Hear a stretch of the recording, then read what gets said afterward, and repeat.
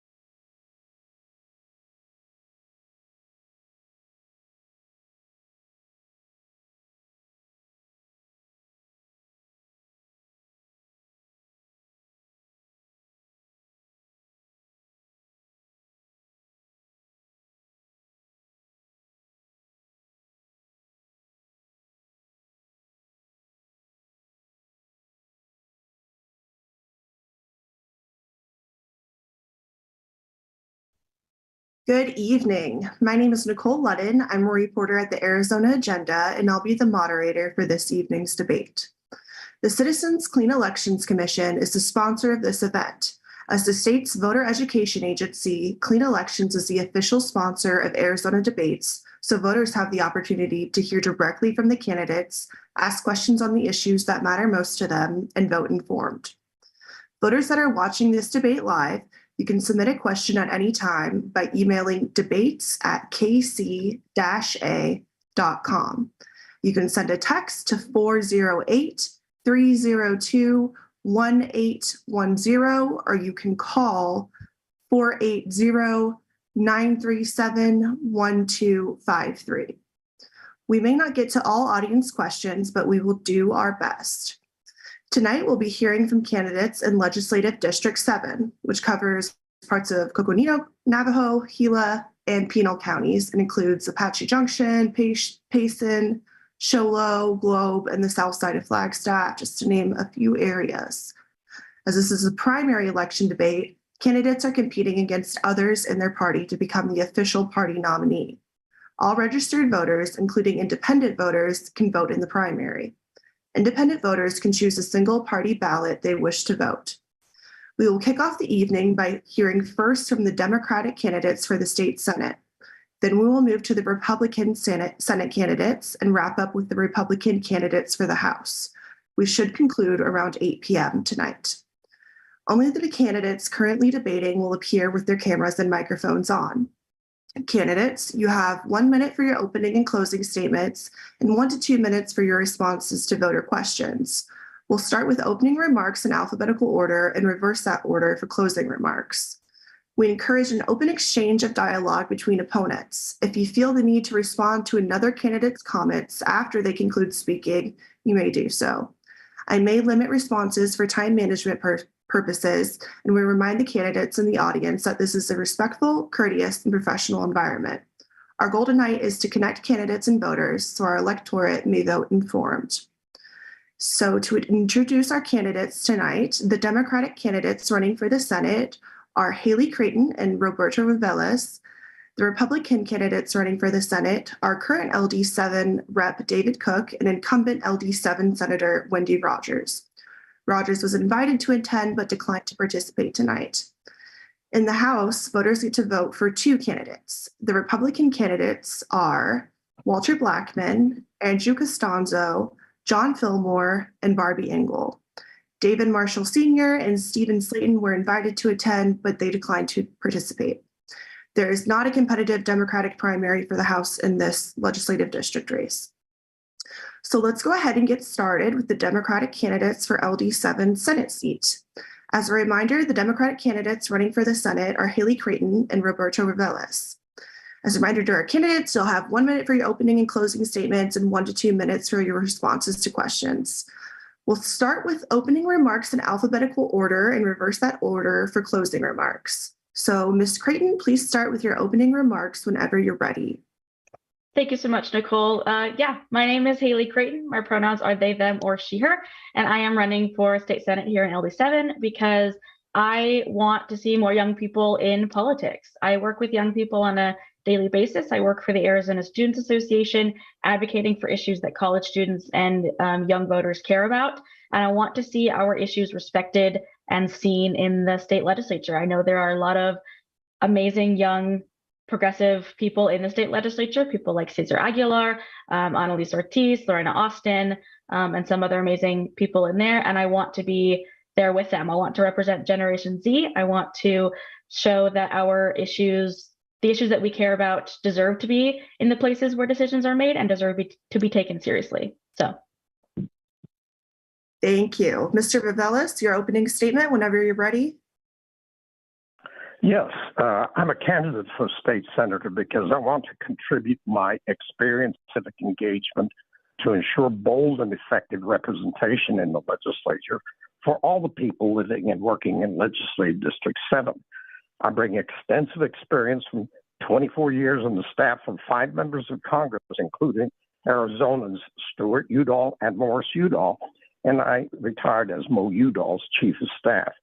I've served for 12 years as Vice President for Government Affairs, with Homestake Mining Company, which was at that time the oldest and largest gold mining company in the United States. In retirement, I continue seeking to resolve critical issues involving respect for the Constitution, supporting the rights and responsibilities and personal freedoms of Arizona residents. Thank you so much. We will go ahead and start with our first question. The housing crisis in Arizona presents complex challenges for policymakers. Can you outline any specific policies, programs, and/or legislative actions you would advocate for or implement to make housing more accessible and affordable for Arizonans? And Mr. Reveles, you will go ahead and go first for this one. Yes, I'm supportive of providing affordable housing, and that means looking at unique architectural units that are designed that can accommodate living quarters comfortably for family units. And so I would be am committed to supporting affordable housing and using bold and different architectural designs to meet that goal. Okay, thank you. Ms. Creighton. Yeah, similarly, I also support the creation of affordable housing, especially all across Arizona and this district. This is especially a big problem in Flagstaff, where I currently live. And a kind of a more specific policy is limiting short-term rentals in that area. That will definitely help kind of expand the accessibility to housing that is affordable, as well as things like the casitas bill that was up this past session. And then kind of hand in hand with that a little is just, talking more about protecting tenants' rights, limiting, how landlords can affect their tenants. Tenants deserve to be in their spaces without fear of eviction. So yeah, those are kind of a few of the ways that I would hope to support people in this very tough housing crisis. All righty, thank you. Moving on here, how do you plan to address the intersection of environmental policy and economic development to ensure sustainable growth in Arizona? Mr. Reveles. Well, the best way is to ensure that every environmental policy is based on what is best suited for the job market, the investing community, and all of it in respecting what is suitable in respecting the uniqueness of Arizona's natural environment.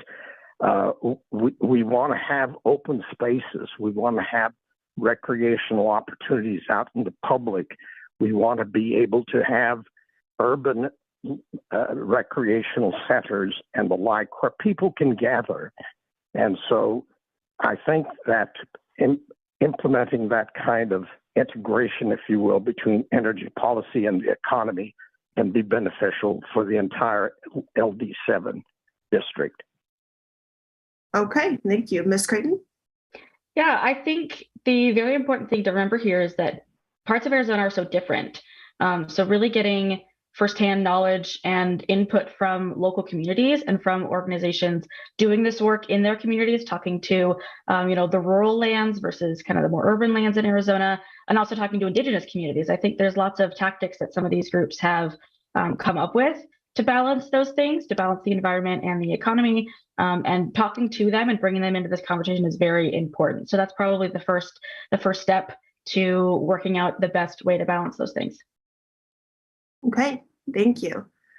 With the Democratic Party generally supporting reproductive rights, how do you personally balance the nuances of this issue within the party's framework? And what specific policies would you advocate for to reflect your stance on abortion's legality?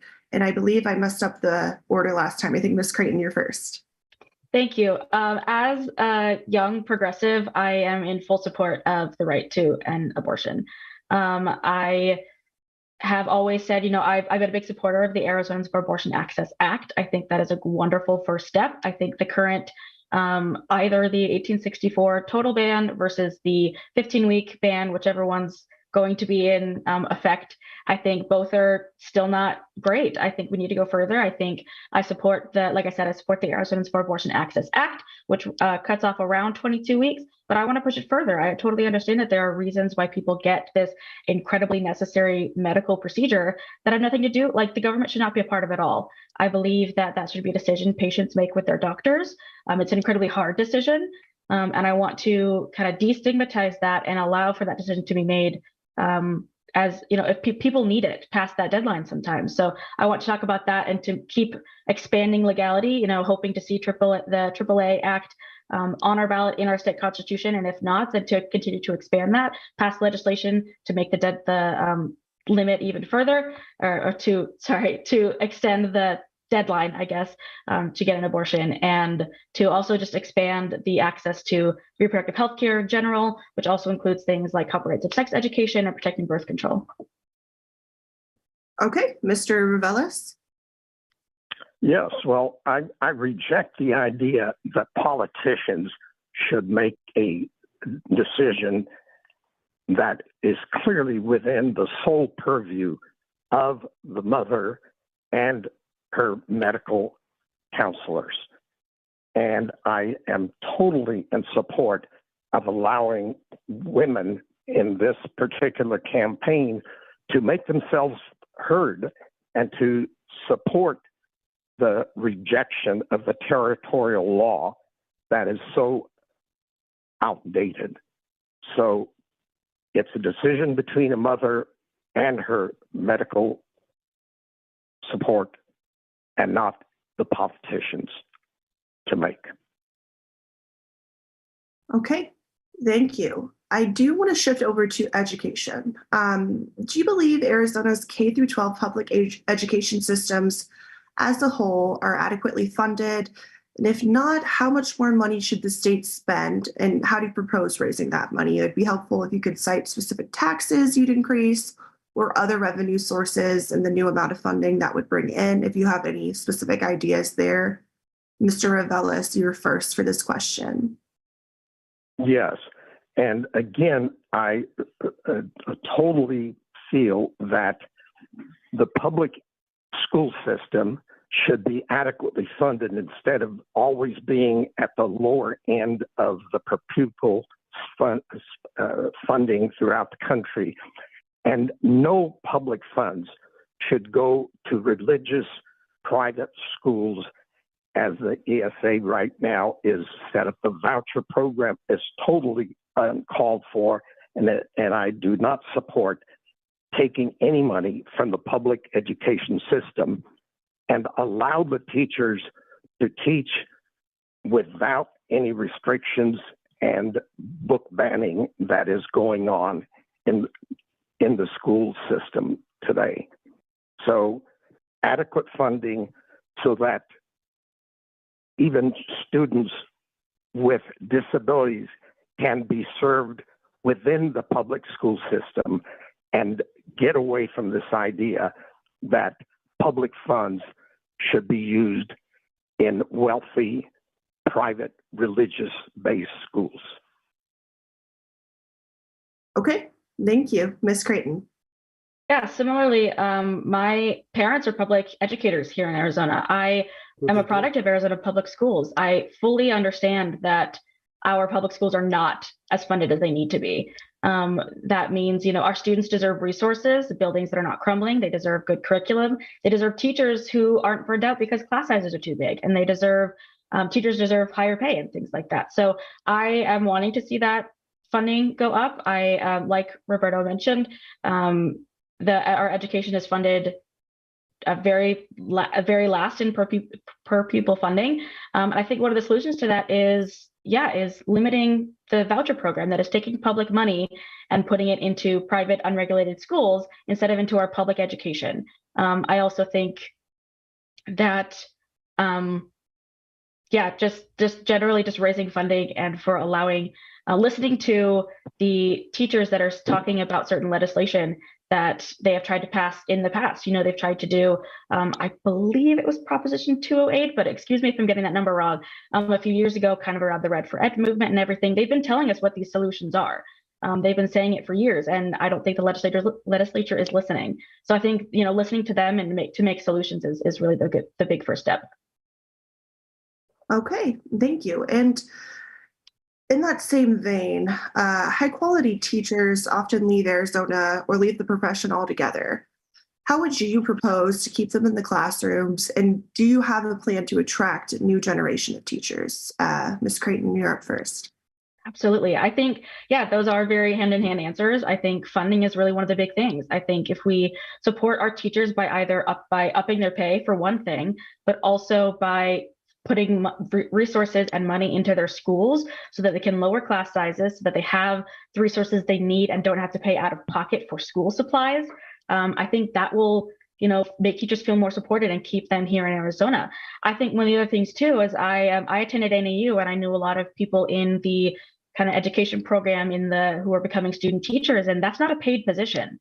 They have to do that, on top of being a student, being a full-time student, and also, potentially having jobs to pay and doing student teaching. So I think if we offer pay to student teachers or other kind of similar programs, grants, or other kind of funding to help them go through their education, that will also attract the new generation of teachers who are wanting to teach. They want to stay here in Arizona. They go to our universities and they want to stay in the state. But if the pay is not good and if they can't have the resources, they will leave. That's just what's going to happen. So providing them support, I think, through all those means is definitely very necessary. Hey, Mr. Revelis? Absolutely. And I agree. And that's why over the past 2 decades, I've been an active supporter of school bond issues, for example, in our school district locally here. And I think that we need to get over the idea that somehow teachers don't deserve pay for year-round employment that they're engaged in. They are vital to preparing the next generation of trained workforce and technicians that'll contribute to the quality of life of everybody. And so we need to find ways of encouraging new students in the education field so that we can have an ample supply of teachers, well-trained and committed and professionally dedicated to their profession. So we need to make the quality of teaching itself better and more respected, and thereby allowing the teachers to come in and dedicate themselves as professionals for a better and better trained workforce for the future. Okay, thank you. I believe both of you mentioned ESA reforms when I asked the question about public school funding. If you could eliminate Arizona's ESA voucher system altogether, would you, or would you leave it in place with more reforms? And Mr. Revelis, I believe you're up first for that one. No, I would do away with a voucher program. We need to concentrate on public education system, which has historically been the best way to prepare for full citizenship, full civic engagement by well-informed students. And this public school system should be funded adequately enough that the special needs students don't have to look for vouchers in a non-public setting. The public school system should be adequately funded so that it can provide for every student's needs and help them fulfill their full potential.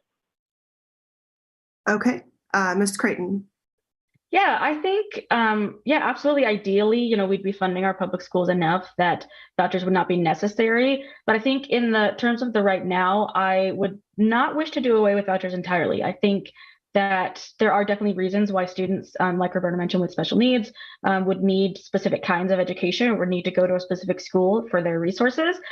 So keeping the system, but with some reform, I think is definitely important, but absolutely limiting the universal nature of it is vital. I think the fact that it's universal is what's so harmful. So scaling it back is definitely necessary. And then I think eventually, once we get public funding back into our public schools, if all the schools are up to standard, then we should be able to do away with the voucher system. Okay, thank you. I kind of want to wrap up with the border. That's a big issue for voters, and it'll be an issue on November's ballot with HCR 2060, which our state legislators referred to the ballot this year. It would make crossing the border illegally a state crime. What is your stance on the state's role in assisting legal asylum seekers, and how would you address it? I believe Ms. Creighton, you're up first. Yeah, I think, the border and immigration is definitely a tough topic. But I think the most important thing is that we treat this issue with compassion and with humanity. I think, providing state resources or state police or anything like that to increase the militarization of the border is not what we should be focusing on. I do not think that making this a state level crime is helpful in any way. I think all this does is continue to criminalize people at the border and to make this environment quite hostile for people trying to seek asylum or refuge in the United States, in Arizona. And I also think, there's been an amount of criminalization of people providing aid at the border, just trying to provide water or blankets or food to people who are in that desert for so long. And they are also being criminalized as well. So I think, taking that out of it, taking the criminalization out of it, I think is very important so we can address the issue, and so we can treat people with humanity, and so we can, make our large Latino population in Arizona not feel like the villain, not feel like the victims here in the state. Thank you. And in that same, just sort of a follow-up, Ms. Creighton, what do you believe the state's role is in assisting asylum seekers? I think we do have a role in terms of providing resources, in terms of trying to help them, if we can help them in any way with the actual immigration process, in terms of, because the immigration process or seeking a visa or asylum or anything like that is definitely difficult. So if there's anything that state can do to help them, instead of simply sending people back across the border or arresting them or whatever that looks like, then I think that is what the role the state should have. Okay, thank you. Mr. Reveles? I have spent decades working, not just talking about the need for comprehensive immigration reform. We are, after all, a nation of immigrants. All of us, other than the First Peoples, our indigenous people, are immigrants.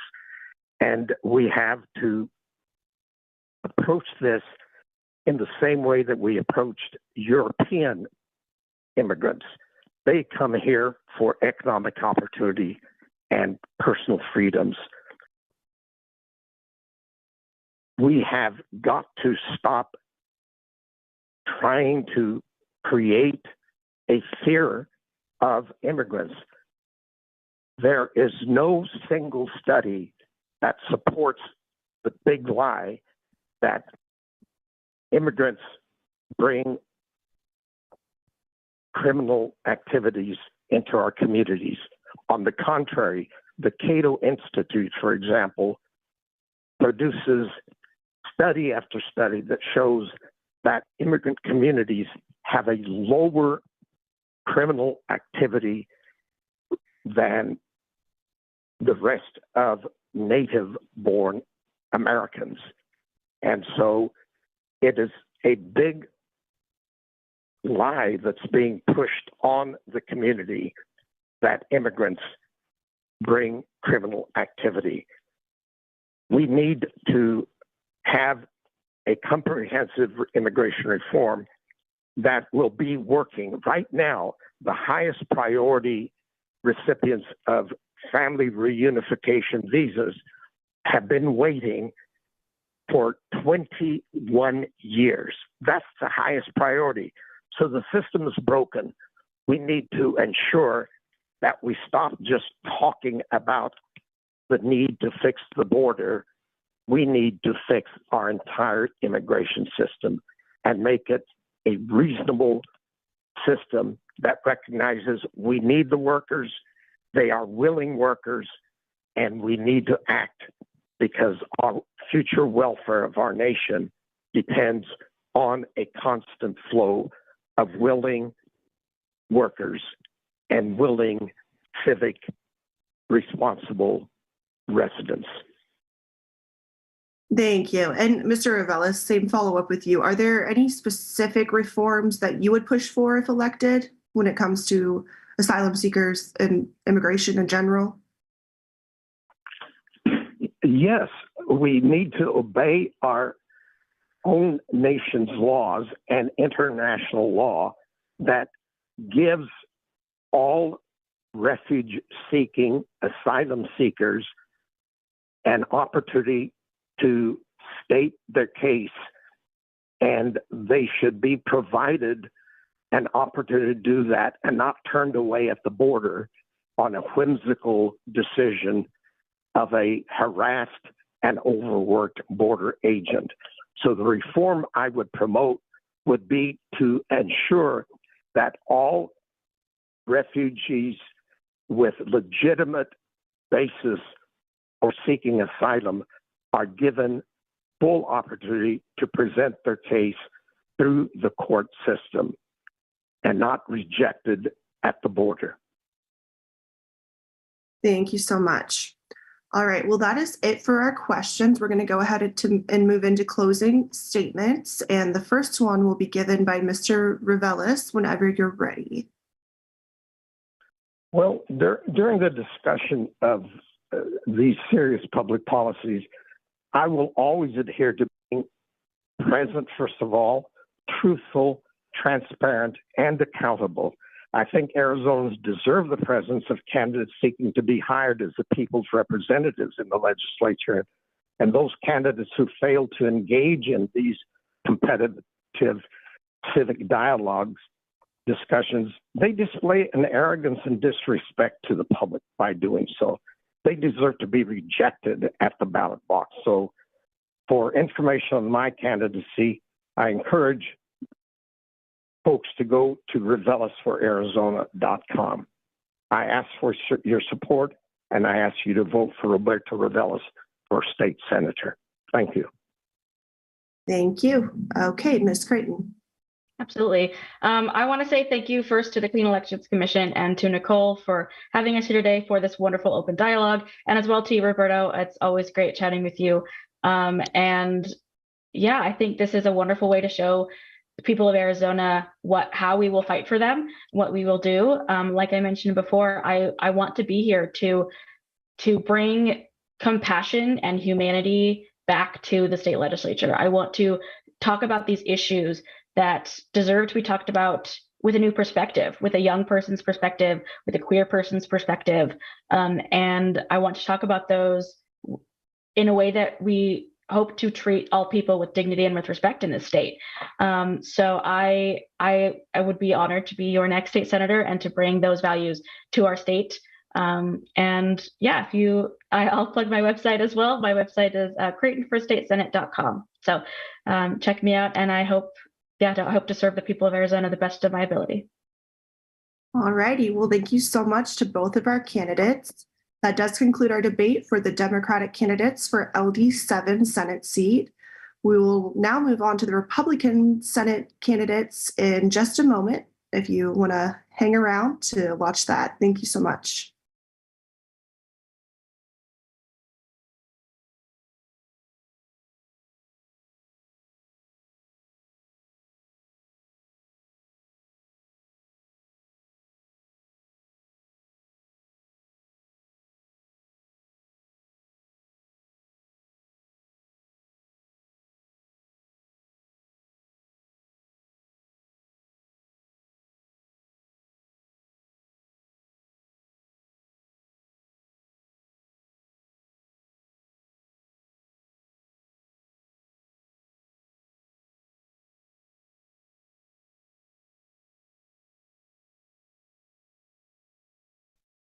Welcome to the second debate of the evening. We're now speaking with Representative David Cook. Since it's just you tonight, this will be more of a Q&A.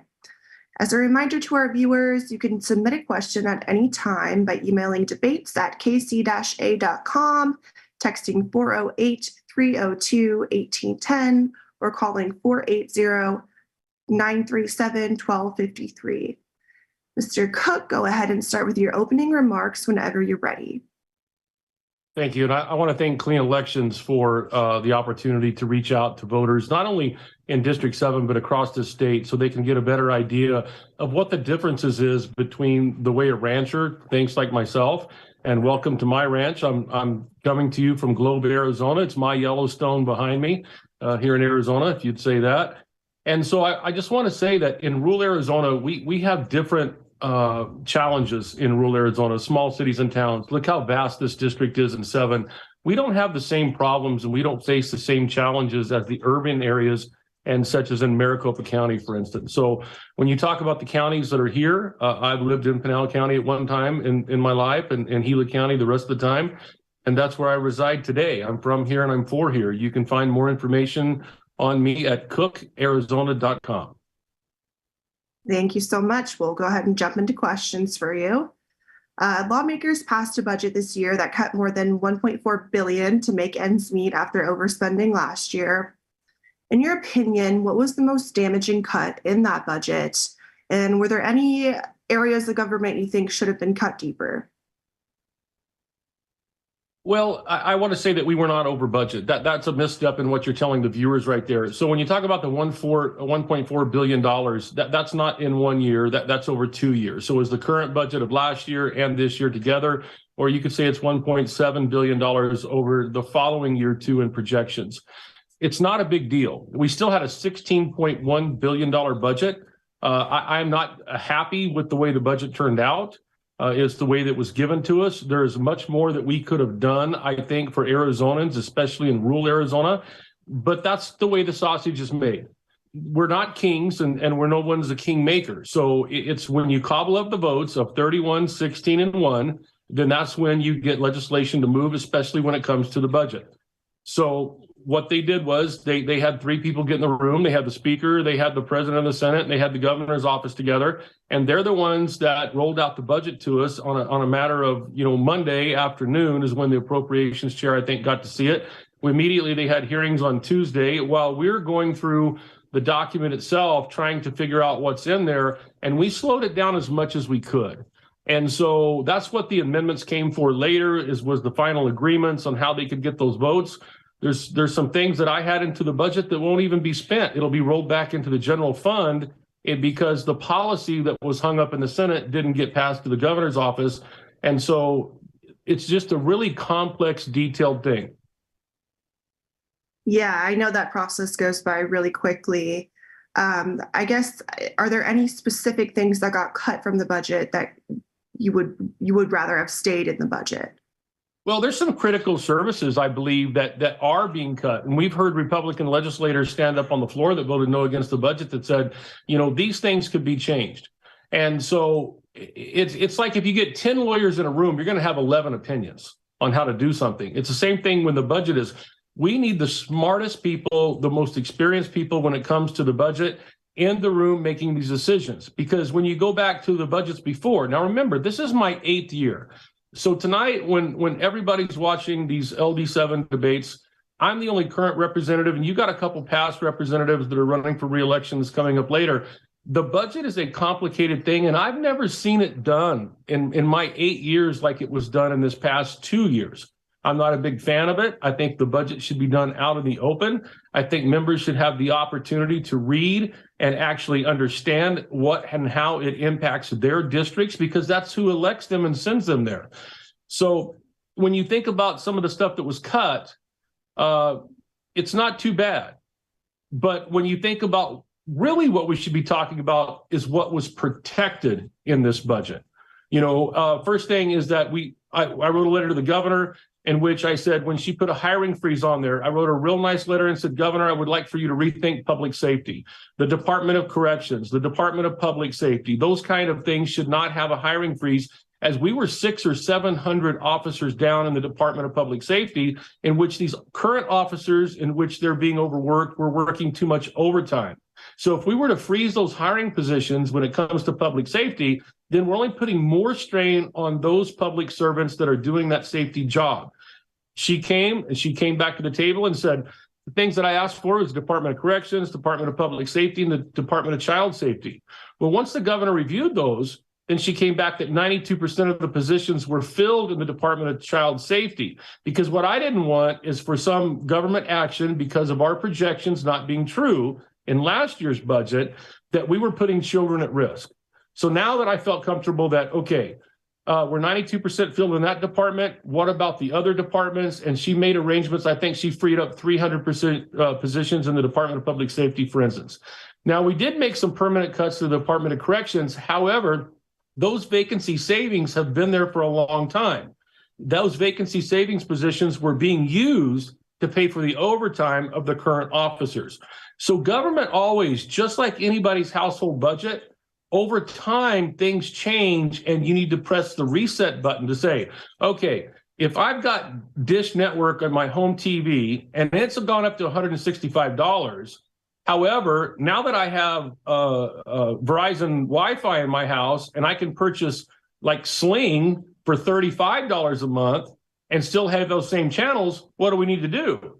Well, Dish is out the window and Sling is coming into the TV, and we're looking at the savings of there about $125 a month into the household. Government needs to be the same way. As a representative for 8 years, what I've said is we've got to review these programs.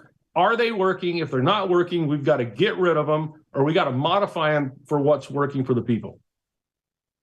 Okay, thank you. We have a voter question that just came in. What have you done as a legislator to improve border security?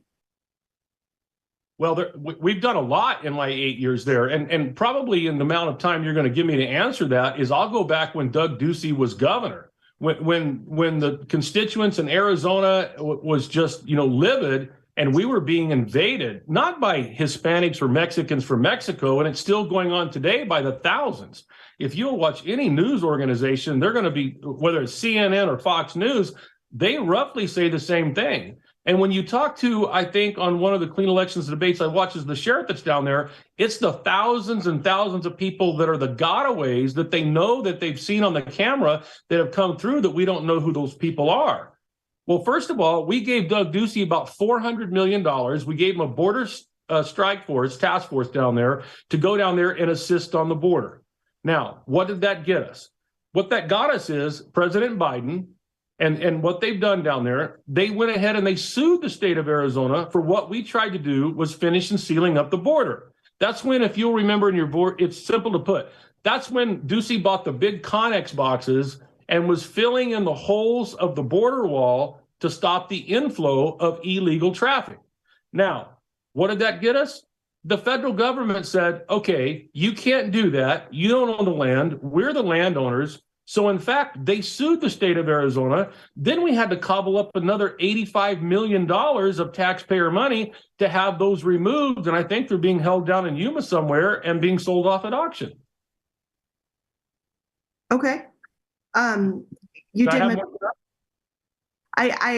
did take 2 minutes there. If I could ask you a follow-up question about HCR 2060, since that will be on the ballot this November. You voted in favor of this resolution.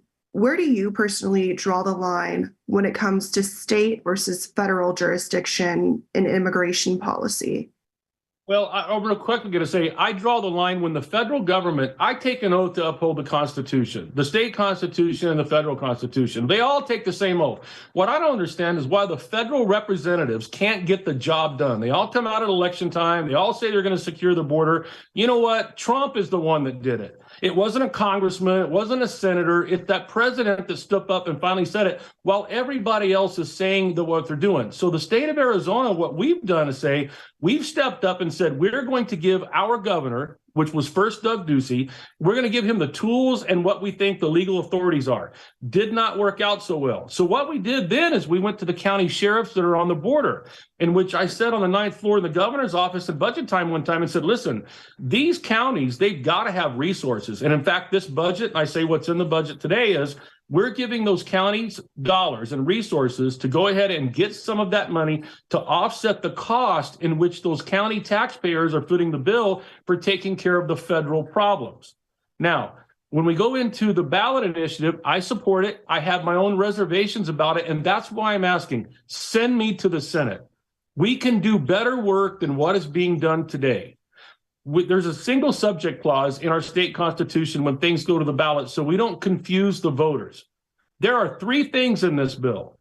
If you want to address fentanyl, because if you read the ballot initiative, it's only fentanyl coming in that we're going to punish. So if you're homegrown fentanyl, it's okay. Of course it's not okay, right? So then you look at the port of entry stuff. Well, yes, you got to go through a legal port of entry or you may be arrested. That mirrors the Texas law. And I'll talk about that in a second. The third thing is E-Verify. We already have E-Verify in here, but we're going to put all 3 of these in the ballot initiative. When I said, let's do 3 ballot initiatives, let's do one on each one of them, and then we won't face the challenge. This is going to be challenged in court. I hope the judge doesn't strike it down. I hope it does make it to the ballot box, but I have serious concerns on the legality of it based on our Constitution. Okay.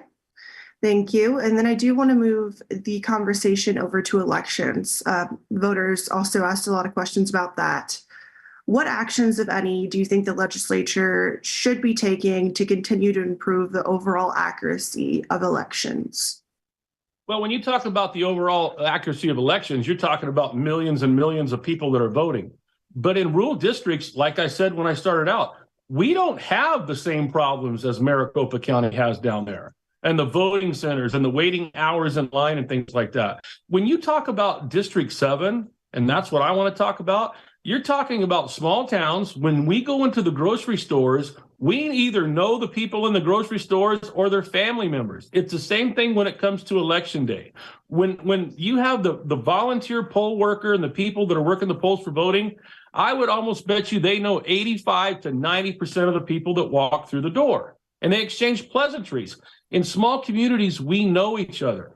And down there in Phoenix, you have people that live in neighborhoods that don't even know their neighbors. They probably couldn't pick them out of a lineup if they had the lineup. Our problems are not their problems. So when you talk about the elections being stolen, not in rural Arizona, especially not in District 7, because look at who won their last elections. Look at what the vote totals were in our counties, in these 4 counties, right? So that's what I'll say, is that our problems are not their problems. Does Maricopa County need to clean up their act? I'm sure there's many, many, many things that are wrong and need to be changed in Maricopa County, but they hold the most power and the most legislators at the Capitol. They need to do their work, while the rural legislators, we're doing our work. We're serving our constituents in our districts. We shouldn't have to be solving every single problem in Maricopa County for them. Okay. Thank you. And then we do have a similar question, in the same vein. Another voter asked, do you believe the 2020 election was stolen, and why or why not? No, I don't believe the election was stolen. I think there was some fraud in this election, and there's fraud in all elections. But when you say the word stolen, this thing has been litigated, and I watched your clean elections debate between the Maricopa County recorders. So when I talk to the sheriff's department, who are the ones that go out and investigate these crimes, like Sheriff Daniels down south, there were 0 complaints done, 0 complaints filed to be investigated in the county attorney's office, right? When I talk about Pinal County, 2 complaints were filed and investigated. 2. It wound up to be 2 votes. There were no complaints that I know of in the other counties that were filed. We don't have the same problems that they have down there. The people, like I said earlier, so as the voters sit here and say, and they call in and they're going to ask you the same question, was the election stolen? Absolutely not. What about all the Republicans that won? Are you telling me that someone's going to steal an election for 1 or 2 seats, but they're not going to take over the state legislature? They're not going to take over. The Democrats are going to steal those elections, but they're not going to steal all the elections. When you think about Tom Horn being the only Republican to win a statewide office, he won his election. Was it stolen? Did someone steal it for Tom Horn? When you look at the vote totals that are different from President Trump to Kari Lake to the Attorney General's race, 10,000, 50,000, and 250 are rough numbers. So it just doesn't make sense. And what is not giving confidence to the people in my district are these people with these blanket statements that have no facts to back anything up. And just like in your clean elections debate, these things have been litigated. There have been evidentiary hearings. No court system has ever upheld any legitimacy. And in fact, you're seeing the backlash now of people being held accountable for the attorney's fees for bringing what they knew were frivolous lawsuits against the government. Okay. Thank you so much. I know there's a lot of different things we could touch on, but we are trying to give each candidate equal speaking time. So we'll go ahead and move on to your closing remarks to wrap things up whenever you're ready. Well, my closing remarks are this, is that once again, I'm the only elected person that is even on the clean elections debate. But when you talk about state debt and the work that I've done there, in the budget time, nobody wants to talk about the $3 billion in debt that I championed, which saved the taxpayers over $300 million a year in interest payments alone. And we focus on things like having reliable power, having careers and jobs in mining, and stuff in careers in rural Arizona, where, don't forget, we're the ones that create the power. We're the ones that supply the water and all that for central Phoenix areas. It's the Salt River system, the Verde system, and the Gila system all flow through rural Arizona before it gets down to Phoenix. I don't have a begrudging against the people that live down there. That's where they choose. But where we live out here, we like our freedoms, we like our private property, and most of all, we like to keep government out of our lives. And I believe that's my job, and I've done a good job, is making sure that government does not overstep its boundaries when it comes to why we live here and who we are. My name's David Cook. I'm running for the state Senate. I'd appreciate your vote. You can find more information at cookarizona.com. Thank you so much, Mr. Cook. Viewers, please hang on for a minute while we move on to the next round of debates for our Republican House candidates. Thank you.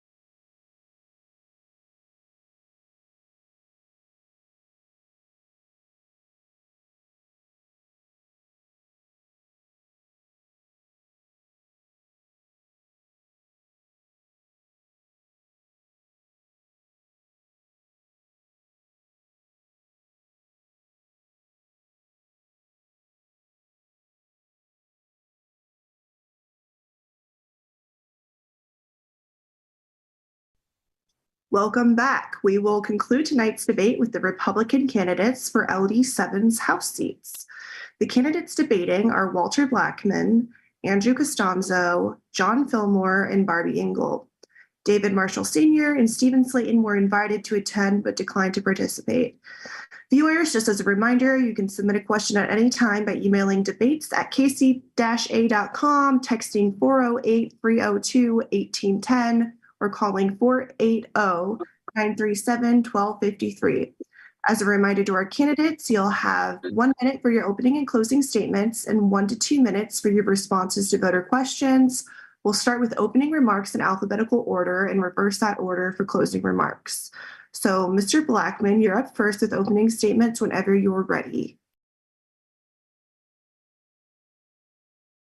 Thank you, everybody. I'm Walt Blackman, and thank you, Clean Elections, for putting this debate on. It's a good time for the voters in Arizona to listen to the issues and listen to the solutions to the issues. And I've been in the state legislature before, from 2019 to 2023. I was able to pass several bills in the legislative body, from anywhere from forestry, roads, housing shortages, and also making sure that taxpayers had a 2% tax, flat tax operate, and business owners were able to run their businesses without having any issues. I'm married. I have 5 children, been married for 20 years, and spent time in the military. And when I retired in 2016, I decided to run for office, and I happened to win that year when it was LD6. I made a lot of strides in the district when I was running.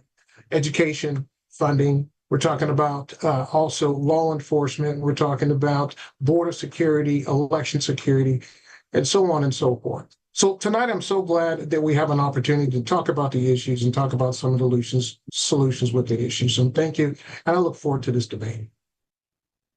Thank you. Mr. Costanzo, whenever you're ready. Thank you. Hello, and thank you for this debate opportunity.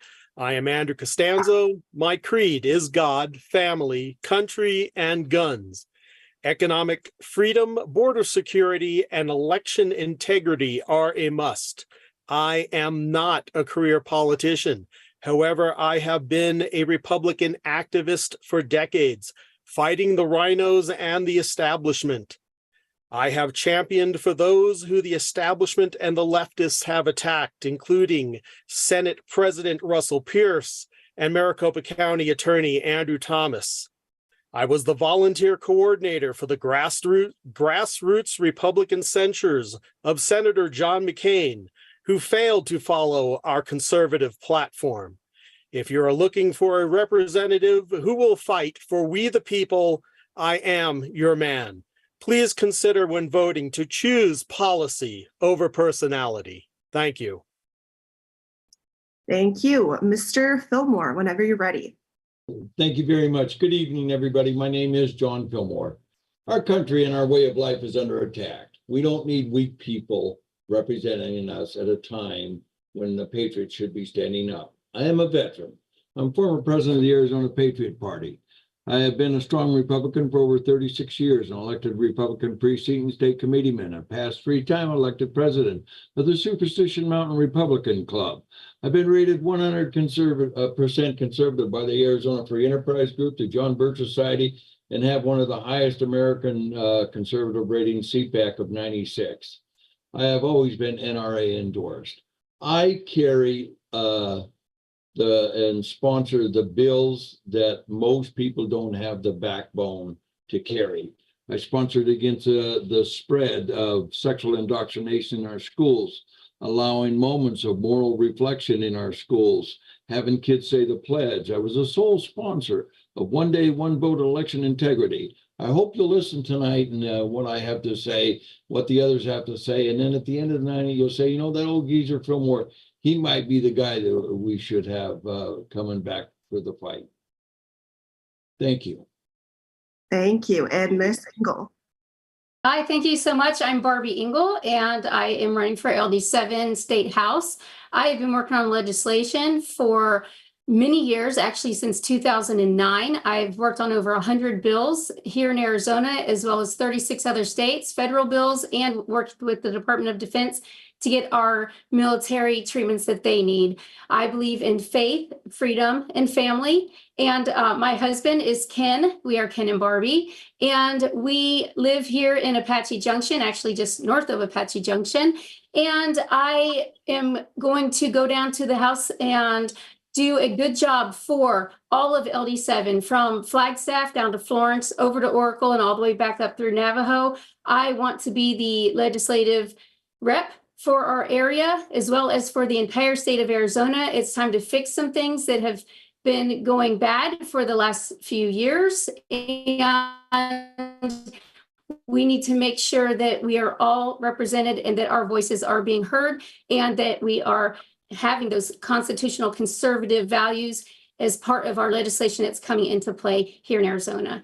And thank you so much for your time, and glad to be here tonight.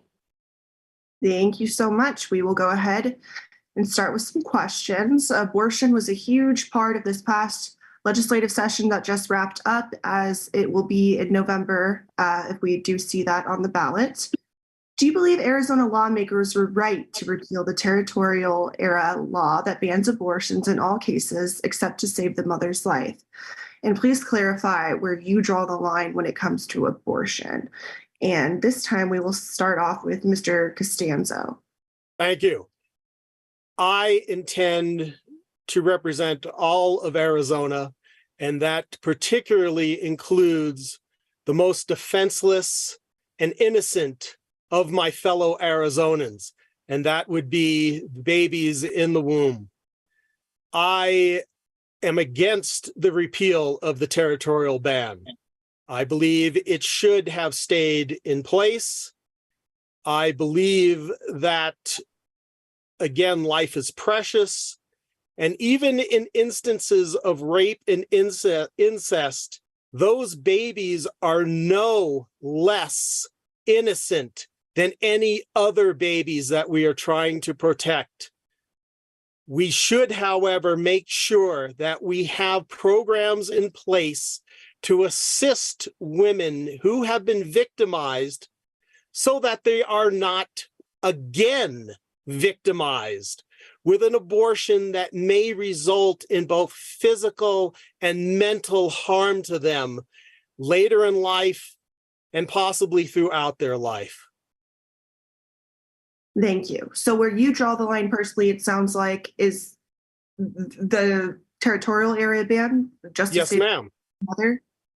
Yes. Okay. Except in events where the mother's life is in danger. Gotcha. Just wanted to clarify. Okay, Mr. Fillmore, you're up next. Thank you. I understand Mr. Costanza's position, and a lot of the people in this, the district have the same feelings.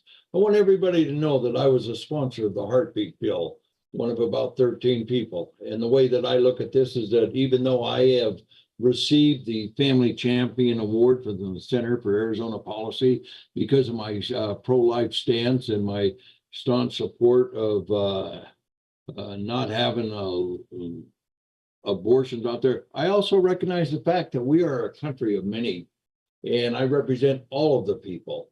And I believe that we need to have that little wiggle room at some time where the life of the mother is concerned, or there's things of the nature that we don't always see. I believe that the 1864 bill was too rigid. I think that the right thing was the heartbeat bill, which, as I said, I was a sponsor of, and everybody hailed that as a great thing until the Supreme Court stuck their nose in and raised all of the dust up on this issue.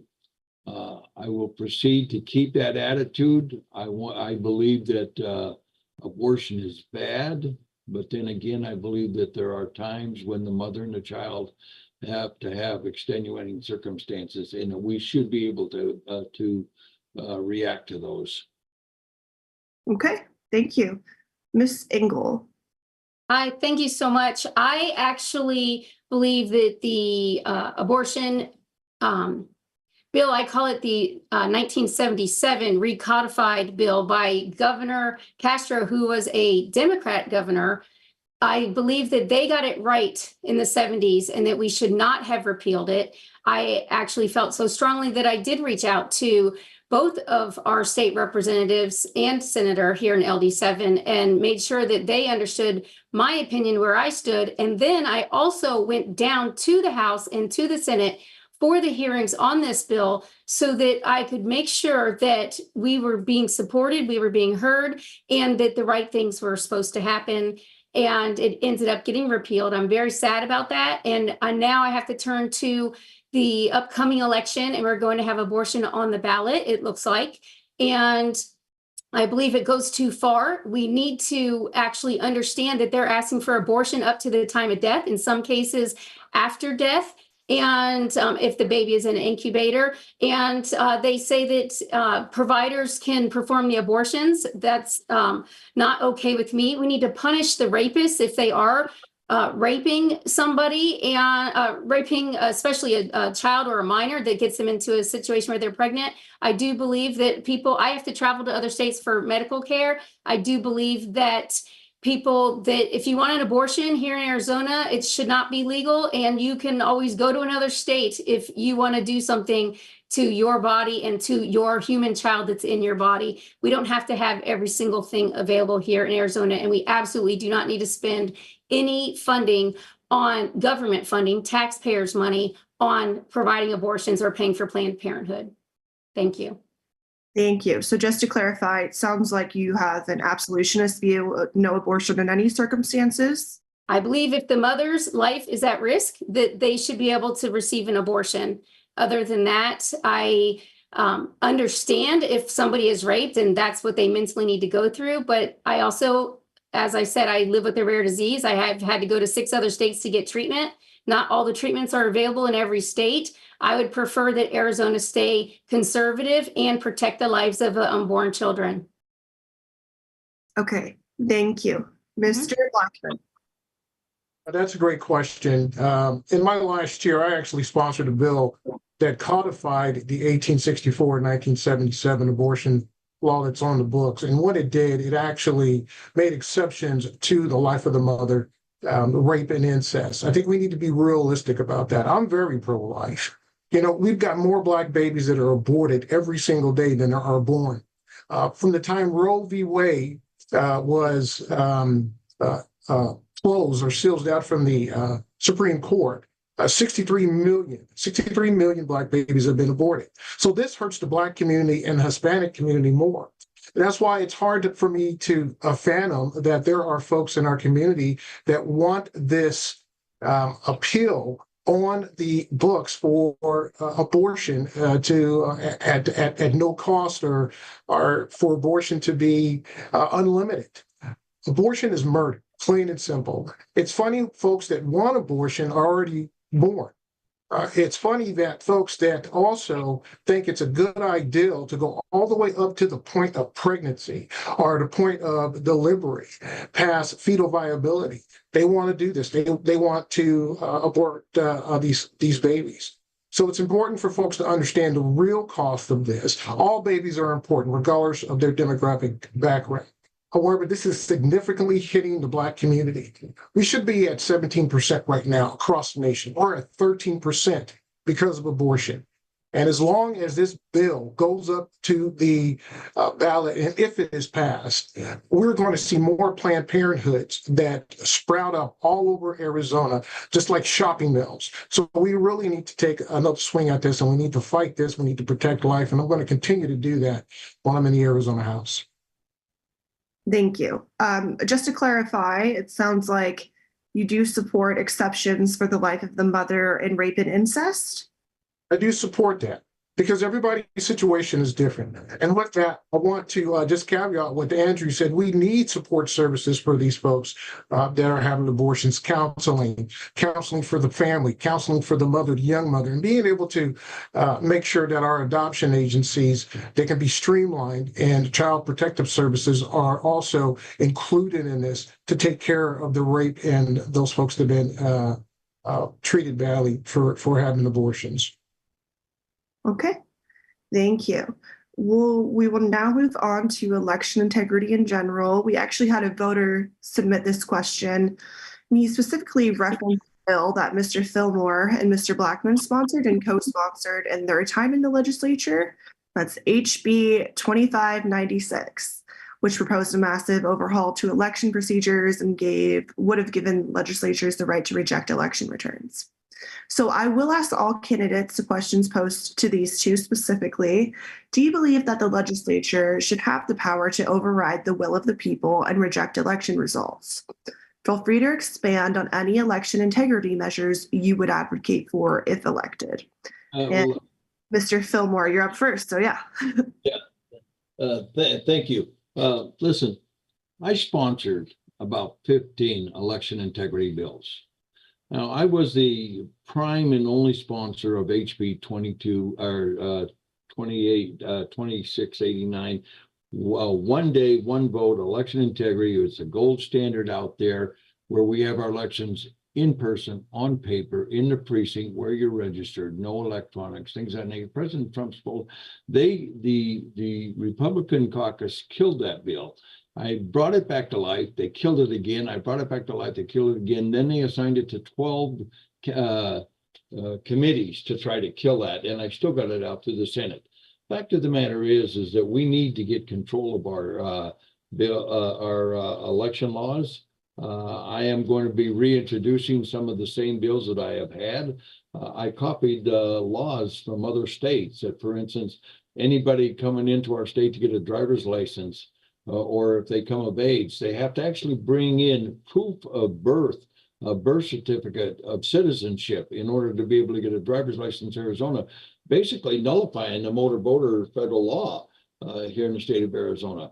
We need to get control of it. I believe we need to spend more money. I asked for $13 million every year to go directly to the elections officer or the recorder's office, bypassing anybody in any of the counties that could steal the money to protect that.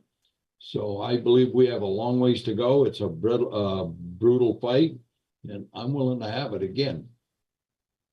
Okay, so Mr. Fillmore, do you believe that the legislature should have the power to override the will of the people? The legislature shouldn't have the power, and it's in both the state and federal constitution. It says specifically, and that's what happened, for instance, in the year 2000, where it's got to go to the courts, and the courts will have it. And the legislature does have the right to send it to the courts. Okay, thank you. Ms. Engel. Thank you. I do believe that, just as Mr. Fillmore said, that we should have the ability as legislators to pass things on to the courts. For instance, if a local area is passing a bill that is part of the Green New Deal and they're saying you can't use plastic or you can't use plastic bags, that should be something that the legislature should be able to say, wait a second, we believe that this was passed incorrectly. And if there is something that is passed by the people and years down the line, Arizona has changed, or the situations have changed in Arizona, we as legislators need to be able to bring up those issues and say, hey, this is now not working for us. This law is actually hindering Arizonans. It's hindering the Republic. We need to be able to step up and have some power and authority to be able to have some system in place, and sending it to the courts to say, hey, this has changed. We need to have a ruling on this so that society can be better and we can have better daily living. I think that's an important step for us. Thank you. Okay, Mr. Blackburn.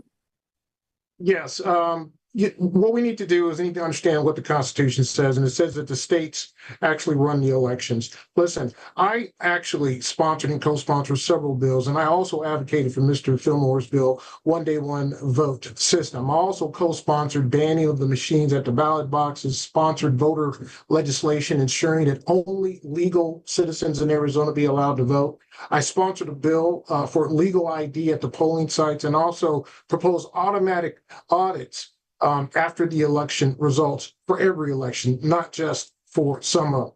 Now, do I support that legislation should be passed to go against the will of the people? That wouldn't be a problem if we would not have the problem with the Pebble. If we're not checking the Pebble, the permanent early voting list, and we are not scrubbing that against folks that leave, folks that move in, folks that are not allowed to vote, then we are going to continue to have these problems. And as long as we have these problems, as my colleagues have said, that's why we have the courts to go to. So it's not overriding the will of the people. What it's doing, it's putting the checks and balances in place so all votes count, not just a particular party or a select few. Okay, so just to be clear, as Ms. Engel stated, you believe going through the courts is the proper avenue and legislators overturning the voters' will themselves. As long as we are following the letter of the law according to the Constitution, we have a right to be able to challenge elections and also challenge the procedures as state lawmakers. That's our job. That's why they send us there. So as long as we are following the Constitution and following the letter of the law, then we should be going to the courts to figure out if we can do this or not and protect voters, all voters, not just Republicans, but all voters. Okay, thank you. Mr. Costanzo. I do not believe that the legislature should outmaneuver the will of the people. And one of the main reasons is that the pendulum swings both ways. Republicans have been in control of the legislature for decades in Arizona, but that may not always be the case. So that is certainly something that could backfire. I do believe that the legislature should be able to advance any situations to the courts. But like Mr. Fillmore, I am absolutely in favor of one day of voting at the precinct level, paper ballots, ID required, hand counted at the precinct level at the close of election. And we will make exceptions for those who have need to use an early ballot. Certainly for military, those that are incapacitated.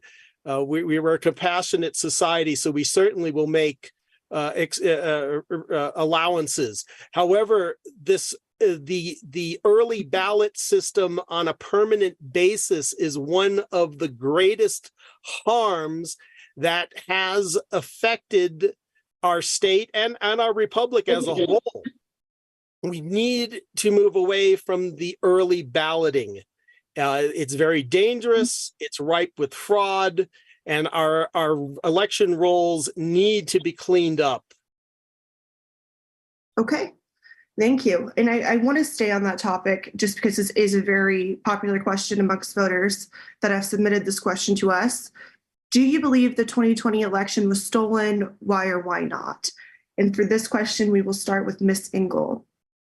Thank you. I heard Representative Cook's answer a little while ago in the previous section of tonight's event, and I do actually believe that we have had fraud going back as long as I've been alive in elections, and I have also watched the documentaries and talked to people who were working in different polls. Not a lot of people will report a lot of the fraud that they saw that happened, but watching 2000 Mules and seeing that our law enforcement, the movie 2000 Mules, seeing our law enforcement use the same technology to find someone maybe that's murdered somebody in a parking lot, or who was in the vicinity during this particular event that was criminal. They're using it. I think that same data being used to see who the mules were and seeing those ballots being stuffed was part of the voter fraud and stealing the election. But I think it was a multi-pronged approach. And if you look at Tina Peters in her situation through the documentary Selection Code, I think that we see that they use a multi-pronged approach. We don't know what the next approach is going to be. So what we need to do is make sure that we make the elections too big to rig. And if you have the ability to vote, that you get out and you vote and you use your voice and you let the world know that you voted and your vote should count as long as it's legal. And if you want to vote early, I'm fine with that. If you want to vote the day of, I'm fine with that, as long as you use a legal vote. Thank you. Okay, and just to clarify, you do believe that the 2020 election was rigged? I think all the elections in my lifetime have been rigged in some way or another. I just think that they're getting better and better at doing it, and they're using a multi-pronged approach to doing it. So you don't see necessarily one particular way. Okay, thank you. Mr. Blackman. Yeah, it was stolen. And it was stolen because we're not checking the PEVL. We're not going through the audits. We're not making sure that we have backfilled systems to be able to check when the cheating is going on. And my bill that actually talked to auditing every single election, we can be able to find these things out. So again, I'm very clear about this. The election was stolen. And I think the PEVL had a big part in this because it wasn't checked. And if we have systems that are not checked, you have folks that are going to take advantage of that. I want to agree with my colleague, Ms. Engel. Elections have been stolen for as long as I can remember, and I'm 58 years old. So we have to look at across the spectrum how we can fix it. What are some ways that we can mitigate it? And there's some good laws that are out there from lawmakers that have worked hard to try to fix this for all folks that vote, not just Republicans or Democrats, but for every American who has the right to vote. The elections should be safe and secure. Okay, and just a follow-up for you, Mr. Blackman, the PEVL is still in place and this is permanent. early voting list. That being said, will you accept the results specifically of this legislative race in District 7 and when those come out this November? Well, I'm gonna, excuse me? When the results come out this November. Okay, I'm going to support the candidate that wins and moves on to the general, because that's what we should be doing. If the pebbles are cleaned up and the roles are straightened up and we have these audits that we should be having, and absolutely yes. Okay, thank you. Mr. Costanzo, you're up next. Thank you. Yes, I absolutely believe that the 2020 election was stolen, along with the 2022 election and many other elections. And I can tell you, this is somewhat anecdotal, but I canvass neighborhoods, precincts while I'm campaigning and talk to Republicans. I pay county recorders within Legislative District 7 for the voter rolls. And almost every page has some anomaly, if you will, where there may be 5 people at a specific address. And I'll inquire to the homeowner, the person who answers the door. They'll say, yeah, these 2 people are my wife and I. The other 2 people, they're the people we bought the house from 3 or 4 years ago. And this 5th person, we have no idea who they may be. And interestingly, these are the Republican lists. I would be afraid to look at what the Democratic voter rolls look like and how poorly that they are maintained, and the egregiousness of the additional people who are on the voter rolls that should not be there. Until we get rid of or make the permanent early voter list less permanent, so you have to re-sign to be on it every 2 or so years, and we get rid of the electronic voting machines, we will not have safe and secure elections in this country. Okay, and I do want to ask you the same follow-up question I asked Mr. Blackman. How will you accept the results of your own race, given the concerns you just expressed? In just about any instance, unless there's some obvious fraud, I will indeed support whoever wins the legislative district race for House and support that person, persons. Okay, thank you. Mr. Fillmore. Thank you very much. And I look forward to answering this question. First, I want to point out, I'm not going to play a journalistic game about trying to get me on a catch. Would I say that my own election was a fraud or not? Let me say something. This 2020, I was the very first person in the state legislature to put a letter out to the Attorney General, every one of the members of the House and the Senate, saying, hey, we have a problem. It's not a Biden problem. It wasn't a Trump problem. It was a problem because of the Joe Sixpack, the average American, thinks that our elections was rigged. I believe 2020 was rigged.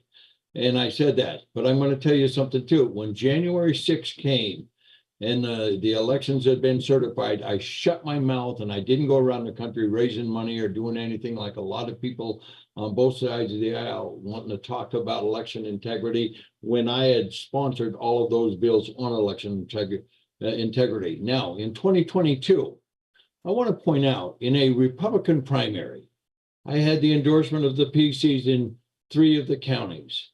I was the only NRA endorsed Republican candidate in both the House and Senate races. 100% conservative by the Arizona Free Enterprise, 100% conservative by the John Birch Society. I had the endorsements of the state troopers and everything. I got my butt kicked. In my hometown, my home precinct, my home county, on election day in a Republican primary, the party ran out of ballots at 9:30 in the morning. Now, you're going to ask me how I feel about that. I think my election was rigged. But let me tell you something. I took the county to court, and the Republican Party showed up in court to argue against me. You know what I did? I shut up. I don't whine about it. I don't moan about it. I want to go back down to the legislature and we're going to fix our elections. We're going to make sure that we get fixed Pebble. We're going to make sure that we have in-person, on paper, no electronics, right?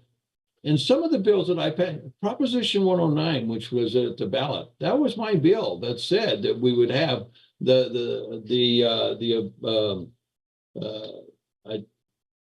identification in the polls. We need to get identification in the polls and get in Pebble. So, do I think the election was stolen? Yeah. Do I whine about it? No. I'm going to make the changes, and that's what I want to do. Is going back to the state legislature. Okay.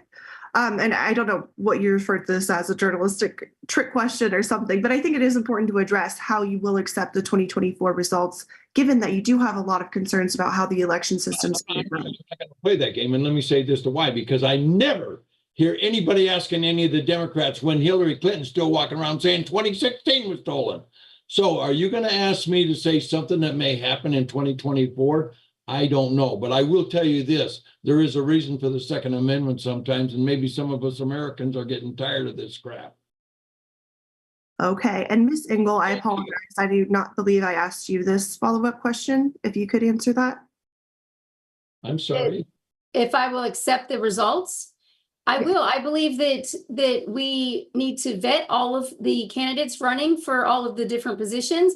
We need to pick with our own choices as voters who we believe the best people will be to lead Arizona and the United States and all of our local offices, and that the Republicans should get behind the Republicans who win and move forward and support them all the way to the win in November. Okay, thank you. I do want to move on to the border. As I previously discussed with Representative Cook, lawmakers referred HCR 2060, or the Secure the Border Act, to November's ballot. Among other things, the measure would let local law enforcement arrest undocumented border crossers. So what is your personal stance on this ballot measure? And as I asked Mr. Cook, where do you draw the line when it comes to state versus federal jurisdiction and immigration policy? And we are going to start with Mr. Blackman. That's a great question, and I do appreciate that. Last year, we had 63 million folks cross the border illegally, and that's a problem. I grew up in Germany, and when you go over to another country, you just can't walk in, and you can't just stay there permanently. When we're talking about the asylum system, the law is clear on this, that anyone seeking asylum has to go to their neighboring country. We also need to take a look at our northern border. Folks aren't just coming in through the southern border. They're not just Mexicans coming through. We have folks coming in from all over the world that's invading our borders. Listen, the 10th Amendment says it very clear that we have a constitutional responsibility to do those things that the federal government is not doing. They are not protecting Arizona borders. We've got a high flow of fentanyl. We have a high flow of human trafficking. We have a high flow of folks coming over, taking advantage of the healthcare system, which is a problem also that are just walking through. I think everybody on this panel supports the fact that we need to close our borders. We need to take better care of our citizens here in Arizona, and we need to make sure that our state laws are being enforced. We need to enforce such laws as the trespassing laws of the state of Arizona so we can lock these folks up and send them back. We don't want to do the catch and release anymore. That's not working. And the Biden administration has failed at this. The administration is terrible when we're talking about border security. We need to do more at the state level. And with the bill that went up to the ballot, the border bill that went up, the only problem that I have with that bill is that it's an unfunded mandate. And we are going to be expected, somebody on this panel are going to be expected to solve that problem when they go up to the State House next year, next cycle. So those are my thoughts about the border. Okay, thank you. Mr. Costanzo? We are a nation of laws. We have laws on the books. They must be enforced. We have veterans. We have seniors in this country who are living on the streets, yet we give copious amounts of assistance to a criminal class here illegally at the expense of the American taxpayer. We need to close the border. We have a feckless commander-in-chief who has opened our borders designed to increase the chaos in this country. So as a state, we have a responsibility to take up the slack where the federal government is failing. And that includes going after the sex traffickers, the drug traffickers, the human traffickers. There is no provision in federal law that prevents Arizona from going after these people. And we must do that. And as far as the ridiculous notion that we have millions of people coming over here seeking asylum, they must request asylum in their neighboring country. They should not be allowed to come from Senegal or from China. They're missing continents, and let alone countries, to come over here and request asylum illegally. Okay. Mr. Fillmore. Thank you. In 2021, former Attorney General Brnovich said that he gave a legal opinion that we are in an invasion. Article 4, Section 4 of the United States Constitution and the 10th Amendment says that we have a right to enforce federal law if we are in an invasion. I reached out to some people I know, former State Senator Russell Pierce, former president of the Arizona State Senate, wrote SB 1070. I reached out to Tiffany Shedd, running for Attorney General, Abe Hamadah, and 3 of the other people running for Attorney General in 2022. And I proposed something. I says, you know what we need to do? And I said to the governor's office, you have your political cover. We have an invasion. What you need to do. And what I proposed was what we would do is we would take Arizona State Police, because the Supreme Court says we cannot enforce the federal immigration laws. But I said, under the invasion, we have that. The former Attorney General gave the political cover. So I said, let's wait until they bring the federal, because the federal government is our enemy in this action. And the federal government is the one that's bringing the people in by the millions. And I said, wait till they bring them in our state, put them on a bus, and before they drive out, confiscate the bus and arrest the bus driver. Wait until they put them on a plane. Then confiscate the plane and arrest the pilot. When they bring them over here and put them in the motels that you and I are paying for, wait until they're in the motel. Then let's confiscate the damn motel and arrest a motel keeper. I guarantee you we would have only had to do that one time and we would have secured our borders. Our borders need to be secured. They are not. The federal government doing it. Now, when the governor says that she's got the National Guard down there to help, you know what they're doing? They're just processing people faster into our country. So the bill that was proposed and just passed is like a Band-Aid on a 15-inch cut. We're talking about misdemeanors and things of that nature. No, we need to secure our borders. So will I vote for it? Hell yeah. Why? Because that's the best that they could come up with. But when I get back in office, there are 2 things I'm focused on. That's election integrity, securing the border, and education. That's 3. That's Joe Biden taught me that trick. Okay, thank you. Ms. Engel. Thank you. I agree with Mr. Fillmore on that. Will I vote for the bill? Yes. Do I think it's a good bill? No, but it's better than nothing. And we need to continue to work at the process of fixing the border. Trump has already done it once. We need to have him get back in. We need to finish the border. And as a direct border state, which all states are border states now, but people are coming into our state. They're taking our resources. We have a crisis on our hands, and it only looks like it will get worse if Trump does not get back in and the right people at the federal level don't get back in to secure the border. We are going to continue to have problems. There's over 2 million illegals coming in a year since Biden's got into office, and we need to stop the bleed. We need to actually start deporting people who are coming in illegally. If you come in starting on a crime, you should be deported. And I believe that the resources that Arizona is spending on these illegals coming in here, we need to take those resources, and instead of giving them hotel rooms and food and gas cards and trying to assimilate them into our society, we need to send them back to wherever they came from, take that money that we're spending on those resources and use it to send them back. We need to get them out of our country. I came here from Thailand as a young child, and along with my sister, we both had to go and swear to be good Americans down in Washington, D.C., and it's something that I take very seriously. There is a correct way to come into Arizona, to come into the United States, wherever you're trying to get to in the United States, and do it correctly, legally. People have done it. We know it's possible. They've done it since the beginning of our country.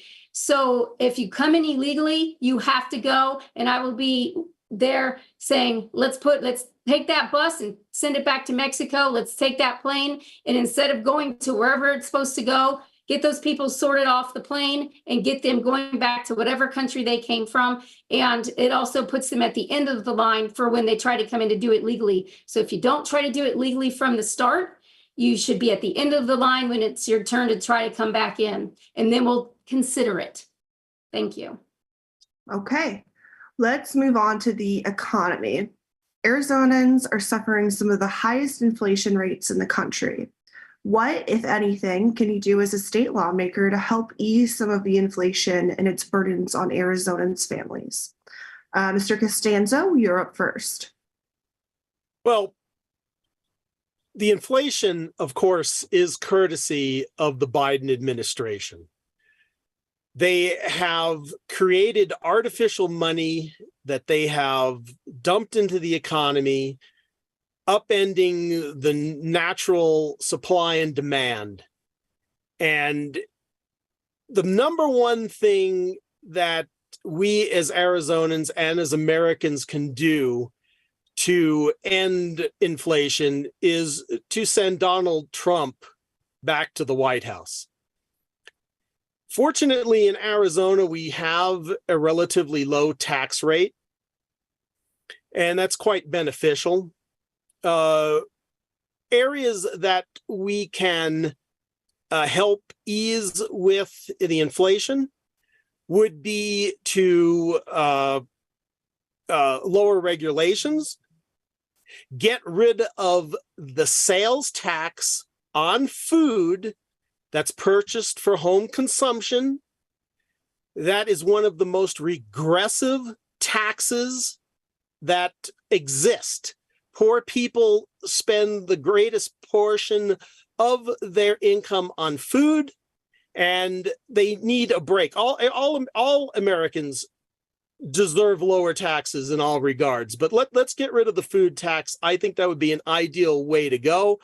I do find it interesting that the legislature did try to remove the food tax, but they waited until we had a Democratic governor with a veto pen before they introduced such legislation. I'm curious as to why this hadn't been introduced previously. And as a legislature, I will make it a priority to remove the food tax for home consumed food. Okay, thank you. Mr. Fillmore. Yeah, thank you. I think that the two things that we as a state of Arizona can do. Number one is education. Number two is that not only taking the food tax, as Mr. Costanza correctly has pointed out, but because of the federal government printing that money and that inflation is going to be with us for a while. But let me tell you some of the things that I see happening in our state that I believe we as a state need to deal with. And number one, and that is truth in advertising by some of the big multi-international corporations like Kroger that have come into our state and are putting all the small businessmen out. And then what they do is they're doing things like, for instance, have you noticed if you've been into a Fry's or a Safeway or some of those stores, if you go to buy a jar of pickles, sign says $3.50. It's okay, I'll buy it, take it, go up to the counter, it rings up $7.50. And you go, hey, what's happening? What's going on here? Oh, well, that's, sir, you're not a member of our club. So you have to join our club and have a key to identify to get that discount on that. I said, well, I'm a member of your club. So I pull out my little key that they've given me and I have to carry it around. Click, I put it on. And the price doesn't go down to $3.89 or whatever the hell it was. It goes down to about $4. And I go, hey, I'm still getting ripped. Oh, well, yeah, but we have our internet key. You have to go on. That's our special where you can only get that price if you go on the end. The average American doesn't want to be carrying a phone around and have to double check and triple. The prices printed in the store for food should be the prices that you pay at the counter. And it's that end of subject. And the games that the retailers are paying. For instance, I saw a package last week of sausage. It had two sausage, and in between was a little layer of cardboard. I thought I was getting 6 sausage. Price was whatever it was. I can't remember, $3, $5.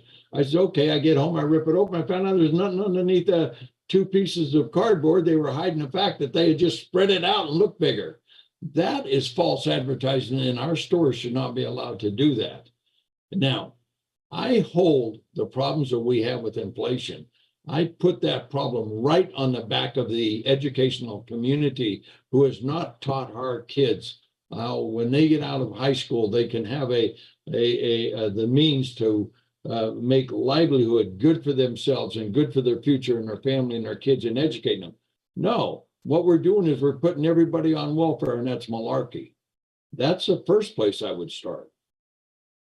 Okay, Ms. Engel. Thank you so much. I think that some of the things that we can do to ease inflation is first and foremost, get Biden out and get Trump back in. We need to have fiscal responsibility as a state, as our local governments, as well as the federal governments. We need to have free markets, especially when it comes to energy independence. We were energy independent with Trump in office, and America was humming along. We were doing very, very well as a country and as a state.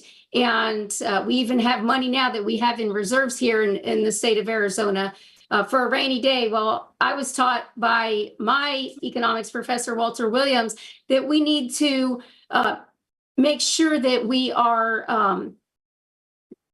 fiscally responsible and that we are paying attention to what is happening. If we, in Apache Junction, where I live just north of, if we got rid of sales tax here in Apache Junction, it would actually hurt our town. We have to do solutions that are good for all of Arizona. If we got rid of the sales tax here in Apache Junction, they would have to start charging property taxes because that's where they get their funds to run the local community. That's not just in Apache Junction, but that's many of our rural towns across the state. We also need to, also with the energy independence, we would have lower gas prices. And we saw that with Trump. And now we're paying many dollars more than we were paying when he was in office. And then we also need to look at education. And here in our state, it's half of the budget for our budget. And if we did things like consolidate some of the smaller administrative costs in districts, we could lower the budget by a lot, still give some of that money back directly to help the children and the teachers on the classroom level. Am I out of time? No, I'm not sure what that is. You can go ahead. You're not sure what? I heard that too. It wasn't from me. You can go ahead. Okay. Oh, okay. Thank you.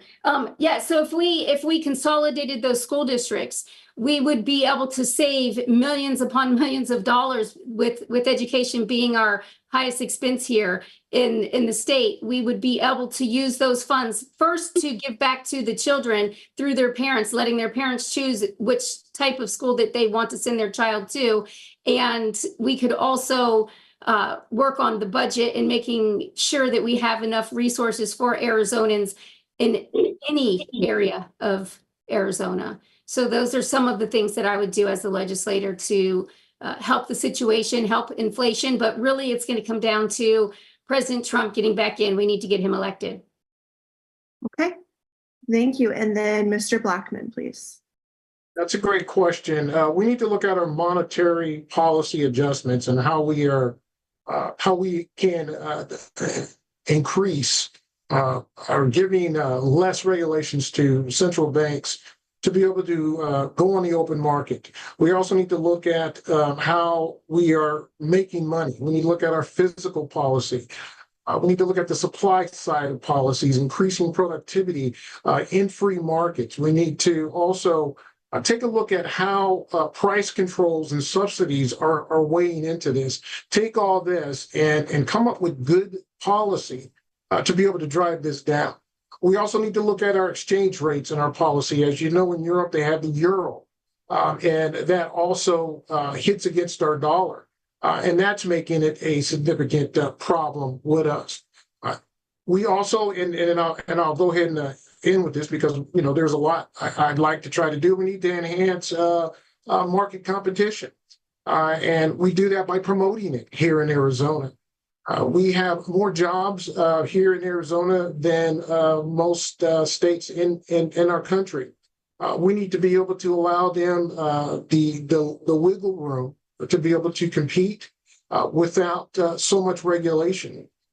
And we also need personal accountability. When I'm saying personal accountability, when we're talking at the federal level, if our Congress followed the Constitution, a lot of our inflation issues would be resolved because of how the Constitution is written.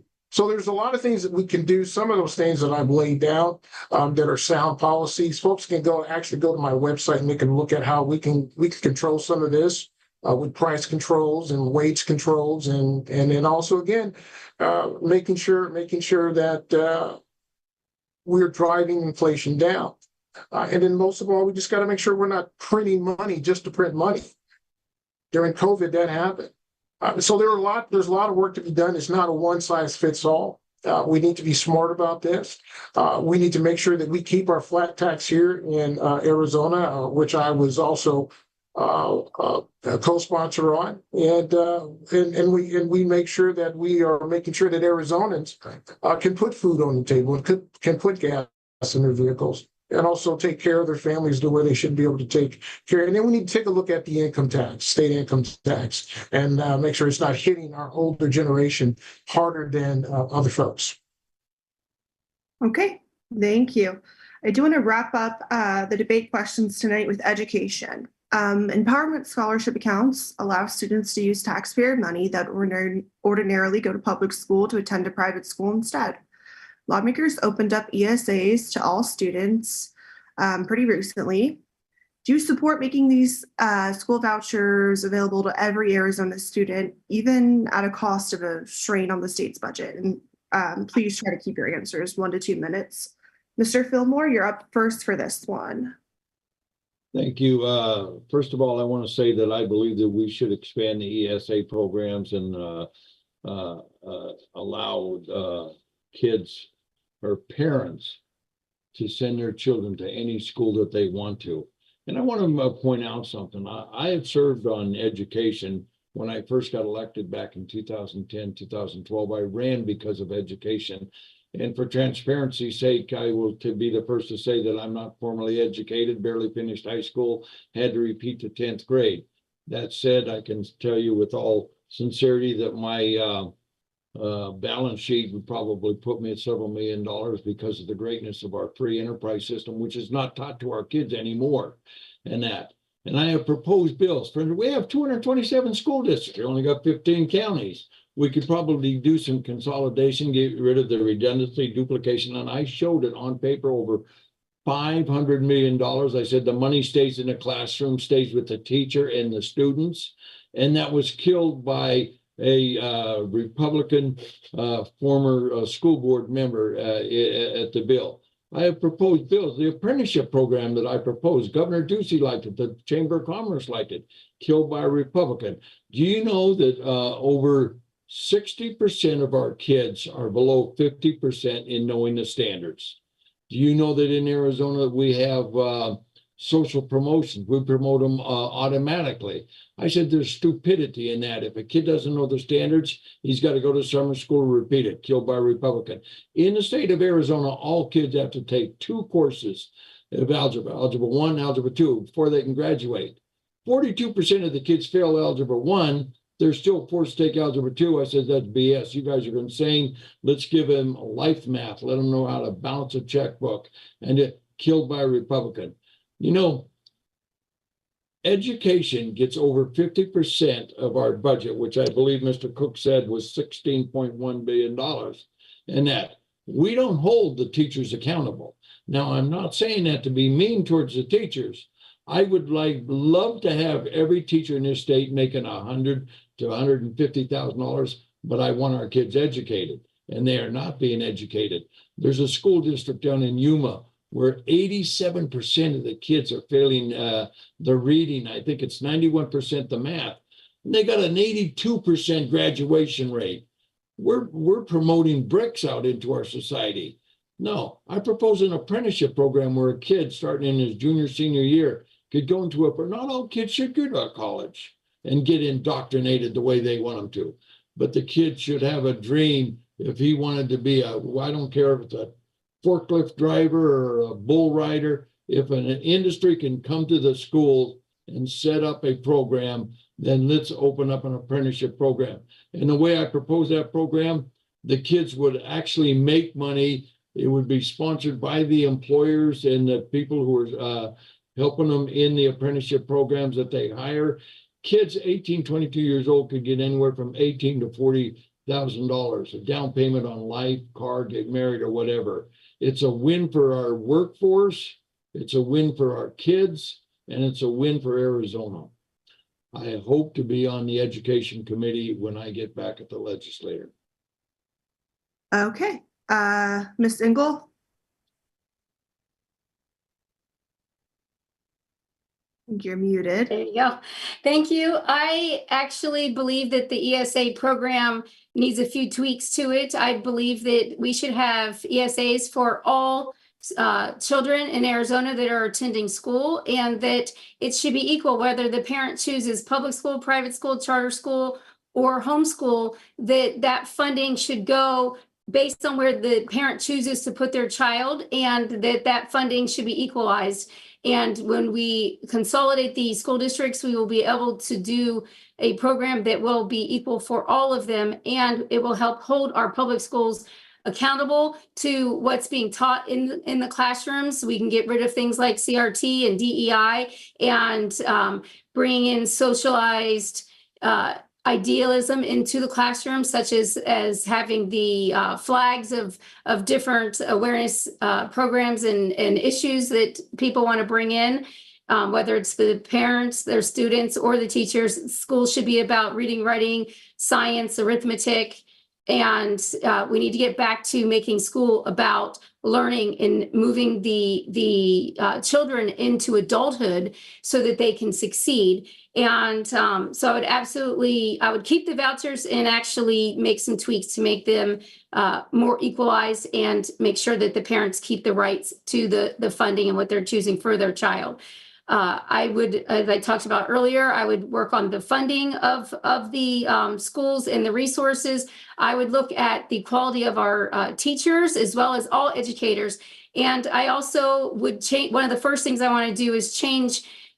We have a law that says that our educators may be background checked. I think that all people working with our children, that we entrust our children to, need to be background checked and fingerprinted. We need to know who's working with our children, whether it's the parking attendant, the cafeteria person, the janitor, the front office staff, the aides that are coming into the classrooms. We need to know who is with our students and their backgrounds so that we don't put our children in jeopardy. And that's happened twice here in Arizona in the last year, where different school districts had people in there that had sexual predator histories, and we cannot have that happening. And by changing the word may to shall, it would be a very simple fix in the law and include all educators from the, as I said, the parking attendants to the cafeteria people to the janitors that are there for after school activities. We need to know who's there with our children. So thank you very much. Okay, Mr. Blackman. No, I always love to hear the answer from the Democrats when they say that there's not enough money for education. We're looking at north of $9 billion of a $16 billion budget that's going to education. When we're talking about the ESA, $625 million of that $9 billion goes towards ESA. And it's funny how the Democrats say that we're putting too much money into the ESA. Well, we've also had an influx of students. This past year, we've had over 38,000 students here in Arizona because Arizona is growing. Parent choice is important. I think that parents should be able to send their child where they want to send their child. And also the state's responsibility is to make sure that we can allow parents to be able to do that. So when we're talking about, why it's growing or the misuse of ESA, it's not being misused. We have a growing population. That's obvious. We have more kids than we had last year in 2022 and 2023, and it's going to grow because of that. That just makes common sense that'll happen. Now, I was also a co-sponsor on ESA. I want to be able to send my kid where they are going to get the best education they can get. It shouldn't be up to the state or the federal government to tell us where we can send our kids.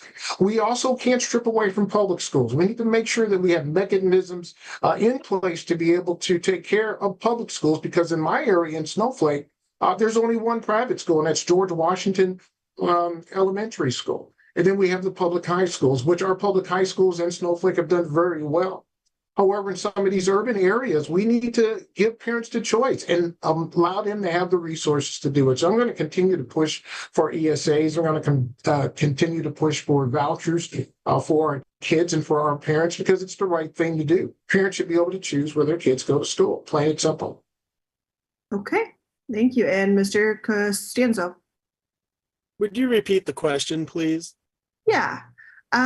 So I explained what ESAs are, and I asked, do you support making these school vouchers available to every Arizona student, even at the cost of a strain on the state's budget? Okay, well, I reject the premise that ESAs, empowerment scholarship accounts, are at the peril of the state's budget, because as we know, it costs about half as much to educate a child with an ESA account as it does in the failing government schools. So the waste is actually in the failing government schools, which are indoctrinating, not educating the students. They are failing the parents, they are failing the students, they are failing the taxpayers. We spend over 50% of our state budget on the failing government schools, and yet every time they perform poorly, and only about a third of the students in the failing government schools are performing at good levels. Yet the knee-jerk reaction is to continually give them more and more money. We have the failing government schools continuingly violating the aggregate spending limits, which are part of the Arizona state constitution. And every time that the failing government schools violate the constitution, the legislature gives the failing government schools more money. Are the students doing better? Are they performing better because of the additional money? No. Studies have shown that the longer a student is part of the failing government school system, they do worse. So a student that enters the failing government schools in first grade, by the time they're in the third grade, they're doing worse. By the time they're in the fifth grade, they're doing even worse yet. So we must continue to promote competition in the form of Christian schools, private schools, homeschooling, and incidentally, all these parts of competition will help even the public school system, because competition will raise all ships, and it will also help the teachers with their pay, because they will also have additional outlets where they can, where other people will compete for their services, and they potentially will make more money. And here's one last interesting thought. Why is it we always hear that the failing government schools can't keep teachers, and why the teachers in the failing government schools don't get paid enough? Yet the administrators, we never hear that we don't have enough of them. Thank you. Thank you. That wraps up our debate questions. Thank you so much, candidates. We'll go ahead and close the conversation in the opposite order of opening remarks. For closing remarks, Ms. Engel, you're up first for closing remarks. Thank you so much for having me. I really appreciate that Arizona Clean Elections is doing this. Thank you, Nicole, and Arizona Agenda for moderating. And I am Barbie Engel. I'm asking for your vote for LD7 State Representative. You can go to my website, barbieengel.com, and check out all of my priorities. You can contact me, and also you can call me on my cell phone if you have any questions or want to talk about a pain point that you're having in our community, and see what I can do about it, see how I can help you, and how you can use your voice to help make sure that what's happening in Arizona is the things that we need here. My phone number is 480-760-1197. Thank you so much. And I do ask for your vote. Barbie Engel, LD7 State Representative. Thank you. Mr. Fillmore, you're up next. Thank you very much. I hope over the last 40 minutes to hour and a half, whatever it's been, that you've got an idea of who I am. This is me. I'm not politically correct. I never have hurt or hate in my heart. But I believe that we are at a crucial time in our country, and our values, our freedoms are under attack. We need to protect our futures, the freedoms, our kids, and our country. But so few are down at the state legislature are willing to carry the hard bills that I do to withstand the lobbyist pressures and to shut out the rhinos whining when they want to gang up with the Democrats against sanity in our state government. We need to protect Arizona from environmental, social, and governance ratings, which are choking us off, and no one wants to try to deal with it. I believe it's going to be very important. The advent of the big multi-internationals with no allegiance to our Constitution or free markets. And we need to educate our kids so that they can have a future where they can enjoy, live free, be prosperous, happy lives, and have a future without the insanity of socialism or the transgender crap that they were teaching in our schools instead of the 3 R's, reading, writing, arithmetic, where a kid can become functional when he gets out of school. My name is John Fillmore. I am an old codger. I've been around the block several times. But I believe in the greatness of America, and I believe that we have the opportunity. But we are also on a very slippery slope, heading towards sliding down towards socialism. This is not good for our country. I need to ask that you give me, John Fillmore, a vote to go to the state legislature to build the bondage with some of the other members, and for us to make some of the changes that are going to be needed. As we have a new president come in, we're still going to be saddled with a governor that's not going to want to do anything. But we need to set the groundwork for us to get us out of this valley that we're in. John Fillmore, please give me your vote. Thank you. Okay, Mr. Costanzo. Thank you. Save our republic by voting for conservative representatives with courage and conviction, not career politicians with a history of poor policy decisions, whose main interest is not we the people, but their next election and furthering their own personal agenda.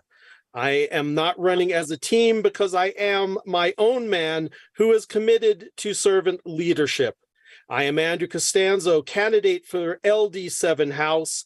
Please visit voteandrewaz.com for more about the issues and my policies. I would be obliged if you investigated me to determine if I am worthy of your vote. Thank you. Okay, and Mr. Blackman. First, I want to thank Clean Elections for holding this debate. I want to thank the other candidates for being here. Look, the choices are clear. Everybody on this panel wants to protect Arizona, wants to make sure that parents have free choice, wants to make sure that we protect life, we protect our Second Amendment rights, our First Amendment rights. We all know that. However, I'm glad that this is recorded because there were a lot of policy questions that were asked but were not answered. I asked the folks to go back and actually look at this and listen to the solutions that I came up with and some of the policy issues that we have. I think Arizonans are tired of the party line rhetoric.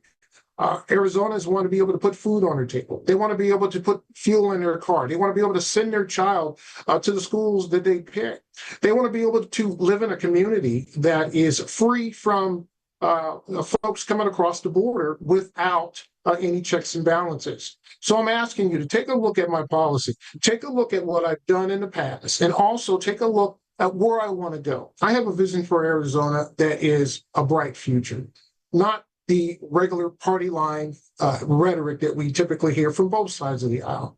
Arizonans want serious leadership in the Arizona House. It's time to bring that back to Arizona. It's time for grown-ups to show up at the table. And it's also time to make sure that every Arizona has the rights and liberties that they deserve. I'm Walt Blackman. Please go to www.voteblackman.com. Check out my policies, check out the solutions that I have, and compare them with the rest of the candidates. I'm sure you'll be pleased with that. Vote Walt Blackman for LD7. Thank you. Okay, this concludes our debate. To our candidates, we thank you so much for participating. To the voters, we thank all of you who took the time to watch this debate and inform yourselves before the July 30th primary election. We encourage you to visit azcleanelections.gov for official, accurate voting information. Thank you so much. Good night.